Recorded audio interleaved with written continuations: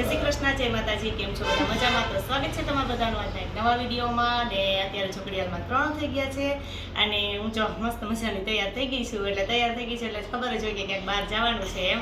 તો જો લગ્નમાં જવાનું છે મારા ફઈની દીકરીના લગ્ન છે, લગ્નમાં જવાનું છે ને તો તૈયાર થઈ ગઈ છું. ને મીસુને આવું હતું ને એટલે બપોરે સ્કૂલેથી એને પપ્પા લઈ આવ્યા. તો મીસુબેન જો તૈયાર થાય જ છે એટલે એ તૈયાર થઈ જાય પછી અમે નીકળી જઈએ. લગ્ન જો અત્યારે સાંજના જ છે એટલે અત્યારે અમારે રાતના લગ્ન છે તો 3 તો થઈ ગયા છે. તો હજી ત્યાં નીકળી જાય, ત્યાં પહોંચીએ તો થોડીક વાર લાગે, પછી જમીન તો પાછું આવતું રહેવાનું હોય ને અહીંયા અમારી બાજુમાં જ છે તો નાગલપુર એમ, એટલે હમણાં થોડીક વારમાં જ પહોંચી જાય. પણ અત્યારે જો 3 થઈ ગયા ને ધોમ તડકો છે એટલે તડકાનું લગ્નમાં જવાનું છે એમ. જય માતાજી. કેમ છો બધા? મજામાં? તો સ્વાગત છે મારા નવા જો મને મારા પપ્પા બપોરે લઈ આવે તો મારા મમ્મીના લગ્નમાં જવું હોય તો મારે તો આવું જ પડે ફરજિયાત.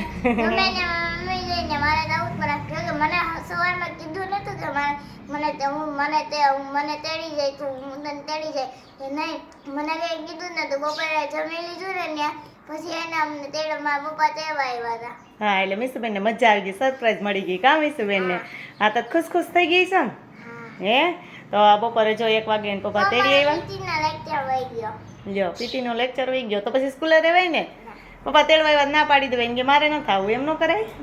હે ચાલો, હું મીસુબેન બે રેડી થઈ ગયા છીએ તો અમે જઈએ કા.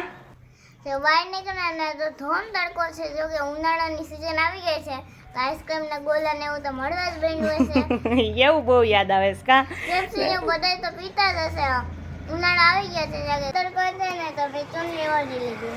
હા, તો જો અમે ઘરેથી કીધું હતું એમ કે મારે નાગલપુર લગ્ન કરવા આવવું છે તો અમે આવ્યા છે મારા ફઈના ગામમાં જ કા. એટલે ફઈની ઘરે આવ્યા, કેટલા ટાઈમથી નહોતા આવ્યા, 1 વર્ષ થયા તો અહીંયા આવી ગયા કા મીસુબેન? કોની ઘરે આવ્યા આપણે? હા, જય શ્રી કૃષ્ણ.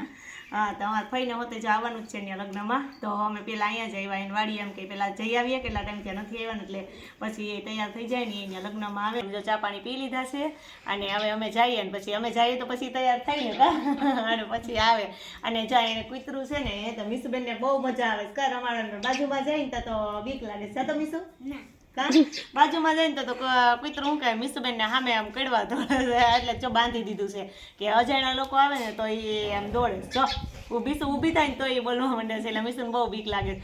તો હાલો હવે અમે લગ્નમાં જઈએ.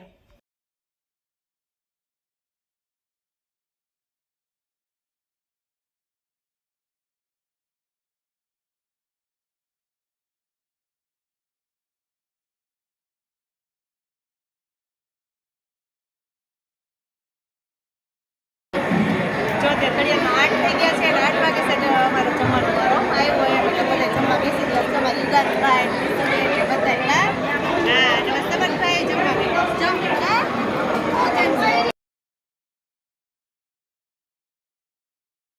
કૃષ્ણ, જય માતાજી. કેમ છો બધા? મજામાં? જો આજે થઈ ગયો છે બીજો દિવસ. કાલે તો જો લગ્નમાં ગયા હતા, સાંજે મોડા આવ્યા અને અત્યારે જો સવારમાં ઉઠીને આજે તો છે ને કપડાં થોડા હતા.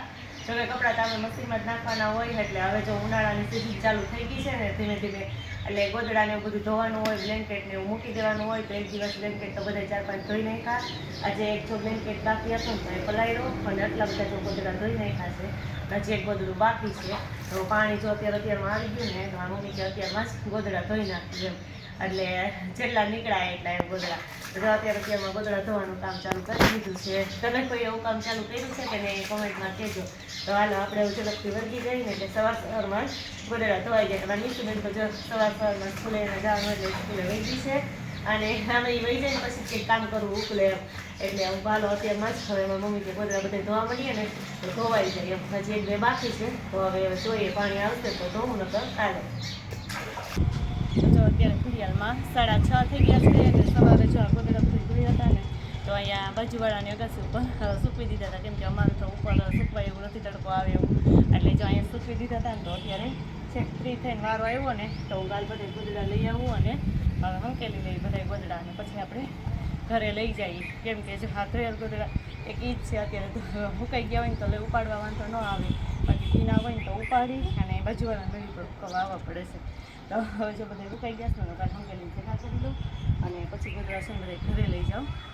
તો હાલો બધા હંકેલી લઈ પછી લઈ જઈએ ઘરે. અને મારી બેન તો જો સ્કૂલે આવી સીધા શેરીમાં સાયકલ હાંકવા માંડ્યા છે એટલે વહી ગઈ છે રમવા અને મારે જો આટલા ગોદડા હતા ને બ્લેન્કેટ હતો હાલો હંકેલ લઈ અને જાય ઘરે. તો હે ને હું રમવા ગઈ હતી ને ત્યાંથી આવી ગઈ ને તો હે ને નવરી બેઠી હતી ને તો હે ને અને કેસુડાના ફૂલ છે ને મારા મમ્મી કીધી નવરી બેઠી છે તો આ ફૂલ હે ને આમાં ફૂલ હે ને એ કાઢી નહીં દાડે. જો હું મીસુબેન કેસુડાના ફૂલ લઈ આવ્યા હતા ને તો આ ફૂલ છે ને એમાંથી હવે ડાળખીમાંથી સુકાઈ ગયા ને એટલે સરસ અલગ થઈ જાય કામીશું. એટલે આ ફ્લાવર છે ને એને પછી હવે ઓલું શું કહે એની ભૂકી બનાવી અને પછી એમાંથી સાબુ બનાવવો છે. તો જ્યારે ટાઈમ મળશે ત્યારે બનાવશું. અને થોડાક તો મીસુબેનને નાવું હતું ને એટલે ડોલમાં અમે નાખ્યા હતા ગરમ પાણીમાં કાં એટલે એક દિવસ કેસુડાના પાણીથી નાય પણ કેસુડા જો થોડાક જ મળ્યા હતા એટલે આટલાક જ છે. અડધા તો અમે પાણીમાં નાખી દીધા હતા એટલે હવે મીસુબેનને અત્યારે બેસાડી દીધા. કાં એવું કામ તો ફાવે ને કેમ બેન? હે તો હાલો મીસુબેન છે ને કેસુડાના ફ્લાવર અલગ કરી લે ને પછી જમવા બેસી જાય. કાં ઘડિયાળમાં 7:15 તો થઈ ગયા છે. હા અને આ સાથેનો વિડીયો એન્ડ કરીએ છીએ. જો તમને વિડીયો ગમ્યો હોય તો લાઈક કરજો, શેર કરજો અને સબસ્ક્રાઇબ કરવાનું ભૂલતા નહીં. આવજો. આ વિડીયો